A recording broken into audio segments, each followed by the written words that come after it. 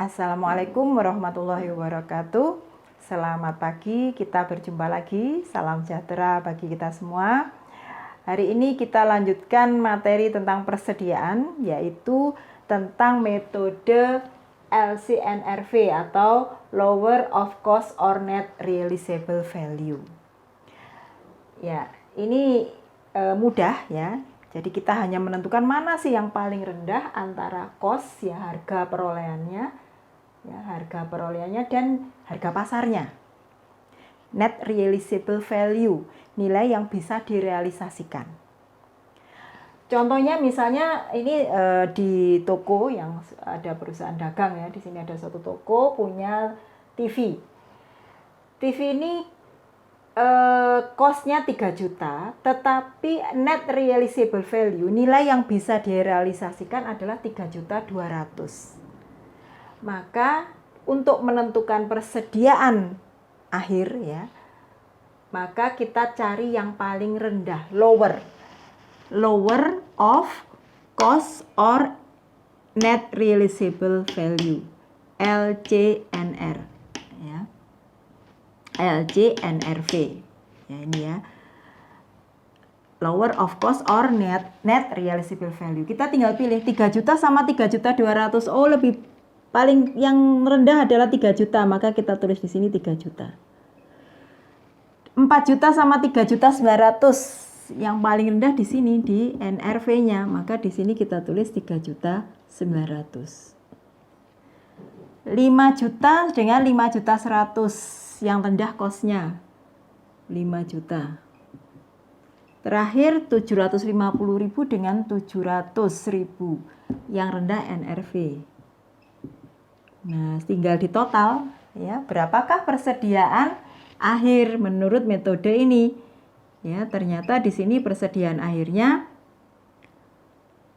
12.600.000. Ya, maka inilah persediaan akhir barang dagangannya. Ya, itu adalah metode lower of cost or net realizable value. Metode yang lain untuk penentuan persediaan akhir atau inventory costing adalah metode taksiran. Nah, metode taksiran itu ada dua metode, gross profit method dan metode retail atau eceran. Kita mulai dengan yang gross profit method atau metode laba kotor. Ya, ini kita sebut dengan metode laba kotor. Mengapa kita memerlukan metode taksiran? Kadang-kadang ada suatu keadaan di perusahaan di mana perusahaan itu tidak bisa melakukan perhitungan fisik terhadap persediaan akhir. Kita tidak bisa menentukan persediaan akhirnya. Kenapa? Misalnya ada kebanjiran tokonya atau ada kebakaran yang menyebabkan tidak bisa kita menentukan persediaan akhir menghitung secara fisik. Atau misalnya laporan cek fisik itu dilakukan setahun sekali, tapi manajer ingin tahu ini, padahal masih baru berjalan 4 bulan, belum waktunya untuk belum waktunya untuk pengecekan fisik, baru berjalan 4 bulan, belum waktunya pengecekan fisik, tapi ingin tahu berapa persediaannya. Nah, maka bisa menggunakan metode taksiran. Jadi ini ditaksir ya, diestimasi. Karena tidak dilakukan cek fisik. Ya entah karena tadi ya, karena ada banjir atau ada kebakaran atau ada sebab lain yang menyebabkan tidak memungkinkan untuk dilakukan cek fisik. Oke, di sini data yang ada, kita hanya memerlukan data penjualan bersihnya berapa, kemudian taksiran laba kotor. Nah, ini penting di sini, estimasinya berapa persen laba itu, biasanya berapa persen, tahun-tahun lalu itu berapa persen, atau yang berapa, biasanya berapa di perusahaan. Nah, ini ditentukan sendiri oleh perusahaan. Misalnya 30% dari penjualan. 30%-nya ada penjualan 200 juta, 30%-nya itu adalah labanya. Oke, berarti ada laba kotor 60 juta. Kemudian informasi satu lagi yaitu kita ingin tahu persediaan awal. Nah, ini gampang, persediaan awal ini ada karena persediaan awal ada sama dengan persediaan akhir tahun yang lalu, periode lalu. Kita ternyata memiliki persediaan awal 40 juta. Kemudian pembelian bersih, ya kita tahu berapa pembelian kita, ya pembelian bersih kita kepada selama ini ya kepada supplier, berapakah pembelian bersihnya? Ternyata 120 juta. Pertanyaannya sekarang adalah berapakah persediaan akhir? Untuk menyelesaikan ini, maka kita bisa menggunakan metode gross profit karena kita tidak mungkin melakukan cek fisik. Ya, cek fisik karena tadi kondisinya memungkinkan kemungkinan banjir atau kebakaran atau kondisi lain. Ya, di sini persediaan akhir, maka kita buat laporan laba rugi.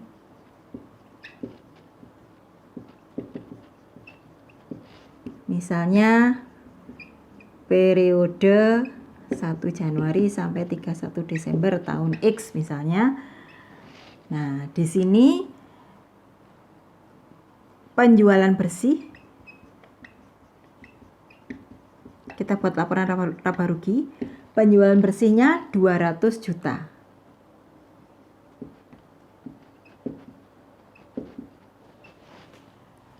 Dikurangi dengan HPP, harga pokok penjualan atau cost of goods sold. Rumus HPP, persediaan barang dagangan awal atau inventory beginning awal 40 juta.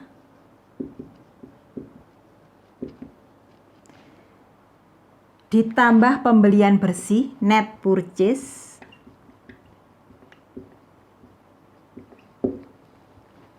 $120 juta. Ini adalah barang tersedia untuk dijual. Goods available for sale, siap menjual senilai 160. Dikurangi dengan persediaan barang dagangan akhir.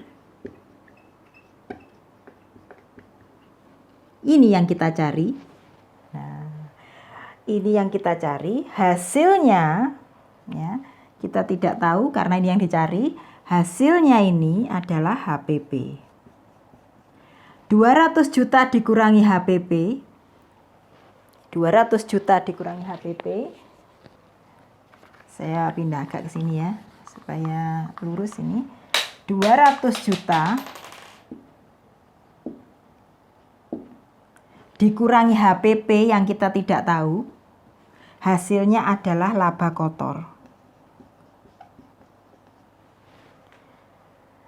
Laba kotornya tahu. Dari mana laba kotornya? 30% dari 200 juta ini adalah laba kotor. Laba kotornya 60 juta. Nah, kalau sudah tahu laba kotornya, maka akan mudah bagi kita untuk menentukan berapakah HPP. 200 juta dikurangi berapa sama dengan 60 juta. Maka di sini HPP-nya jelas 140 juta. Kalau ini sudah diketahui, maka ini akan mudah diketahui. 160 juta barang tersedia untuk dijual dikurangi berapa supaya jadi 140. Maka di sini dikurangi 20 juta. Nah, inilah jawabannya untuk persediaan barang dagangan akhir. Jadi, pertanyaannya sudah terjawab. Berapakah persediaan akhir? Menurut metode gross profit method, persediaan akhirnya adalah senilai 20 juta. Ya. Jadi ini adalah salah satu cara untuk menentukan persediaan akhir dengan metode taksiran atau estimasi. Kita lanjutkan materi berikutnya, yaitu metode taksiran, masih di metode taksiran, jadi metode kedua setelah metode laba kotor, yaitu metode harga eceran atau disebut juga dengan retail inventory method. Biasanya ini digunakan untuk swalayan ya atau department store ya, di situ banyak sekali barang-barang ya, beraneka barang, kemudian beraneka barang dagangan. Maka bisa menggunakan metode ini. Ya. Caranya kita tentukan harga perolehannya barang tadi, ya, harga belinya dan harga eceran. Artinya nanti barang tersebut dibeli, misalnya dibeli dengan harga 14 juta dan nanti dijualnya dengan harga berapa. Ya, di sini kita punya persediaan barang dagangan awal. Persediaan barang dagangan awal ini merupakan persediaan sama dengan persediaan akhir periode lalu yang menjadi persediaan awal periode sekarang. Nah, ini ada barang senilai 14 juta. Ini kalau dijual maka pada harga ecerannya itu retail itu adalah 21.500.000. Jadi kita tentukan dulu persediaan barang dagangan awal, kemudian pembelian bersih. Nah, ini misalnya ada proses pembelian barang dagangan lagi. Pembelian bersihnya senilai 61 juta. Ya, pembeliannya senilai 61 juta. Seandainya ini dijual pada harga eceran at retail ini 61 juta, nilainya adalah 78.500.000. Nah, langkah yang perlu kita lakukan adalah mencari BTUD. BTUD, barang tersedia untuk dijual, atau bahasa Inggrisnya goods available for sale. Nah, goods available for sale. Barang tersedia dijual. Persediaan awal 14 juta. Beli lagi 61 juta. Kita siap menjual 75 juta. 75 juta ini harga pokoknya. Harga perolehannya.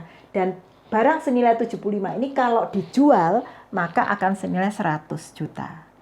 Jadi 75 juta ini nanti dijual daripada harga eceran senilai 100 juta. Nah, kemudian data BTUD sudah kita dapatkan. Sekarang ada informasi penjualan bersih. Penjualan bersih, penjualannya ternyata dari barang yang siap dijual senilai 100 juta, di mana harga pokoknya 75 tadi, barang senilai 100 juta ini sudah terjual atau laku senilai 70 juta. Dari 100 sudah laku 70. Berarti yang tidak laku, yang tersisa adalah 30 juta. Yang siap dijual 100 sudah dijual 70 juta, ya. Maka di sini tinggal 30 juta yang tersisa. 30 juta ini adalah persediaan akhir. Tetapi pada harga yang kita harapkan nilainya adalah persediaan akhir pada harga perolehan ini, at cost. Berapa at cost-nya?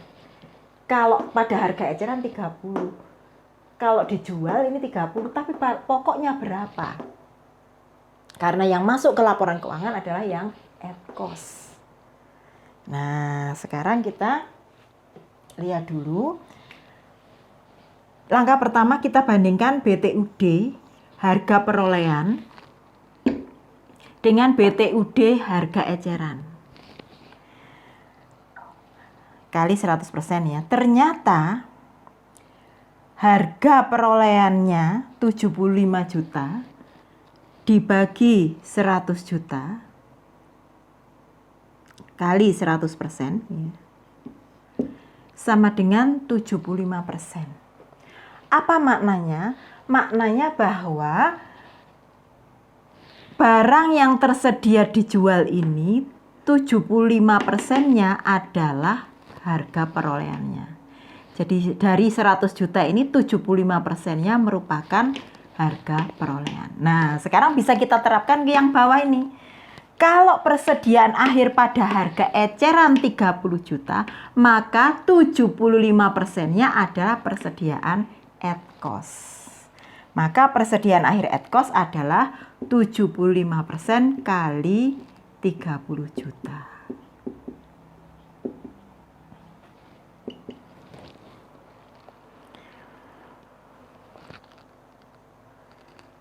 Jadi di sini kita dapatkan 75% kali 30 juta, 22 juta 500. Inilah persediaan akhir.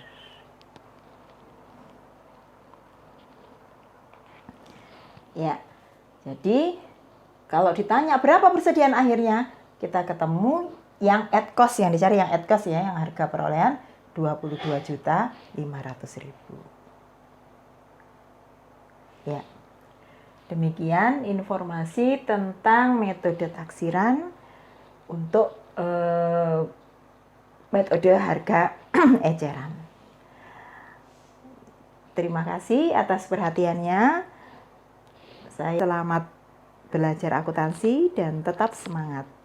Assalamualaikum warahmatullahi wabarakatuh.